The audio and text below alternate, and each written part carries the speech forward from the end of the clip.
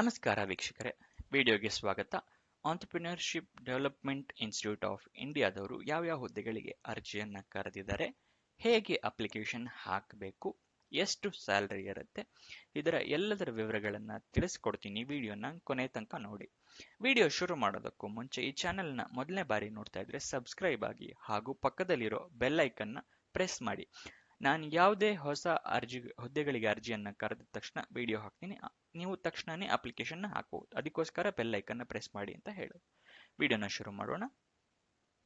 Entrepreneurship development of ಇಂಡಿಯಾದವರು assistant security officer ಮತ್ತೆ front office executive ಹುದ್ದೆಗಳಿಗೆ ಅರ್ಜಿಯನ್ನ ಕರೆದಿದ್ದಾರೆ. ಬೆಂಗಳೂರಿನಲ್ಲಿ ಖಾಲಿ ಇರುತ್ತೆ.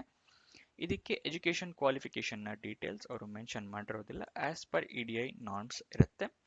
ಅಪ್ಲಿಕೇಶನ್ ಆನ್ಲೈನ್ ಮುಖಾಂತರ ಹಾಕಬೇಕಾಗತ್ತೆ. ಆನ್ಲೈನ್ ಅಂತ ಹೇಳಿದ್ರೆ ಹೇಗೆ ಹಾಕಬೇಕು ಅಂತ ಹೇಳೋದಾದ್ರೆ ಇಮೇಲ್ ಮುಖಾಂತರ ಹಾಕಬೇಕು.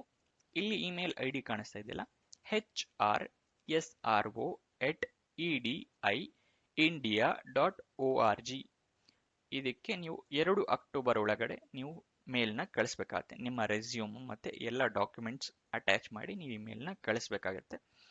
ಅಪ್ಲಿಕೇಶನ್ ಯಾವಾಗ ನೋಟಿಫಿಕೇಶನ್ ಓಪನ್ ಆಗಿದ್ದು ಅಂತ ಹೇಳಿದ್ರೆ 27/9/2024ಕ್ಕೆ ನೋಟಿಫಿಕೇಶನ್ ರಿಲೀಸ್ ಮಾಡಿದ್ದಾರೆ.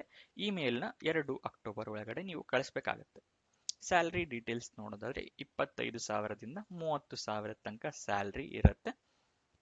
ನೀವು ಅಫಿಷಿಯಲ್ ವೆಬ್ಸೈಟ್ಗೆ ಹೋಗಿ ಡೀಟೇಲ್ಸ್ನ ತಿಳ್ಕೊಂತೀನಿ ಅಂತ ಹೇಳಿದ್ರೆ ediindia.org ಇದು ಅಫಿಷಿಯಲ್ ವೆಬ್ಸೈಟ್ನ ಅಡ್ರೆಸ್ಸು.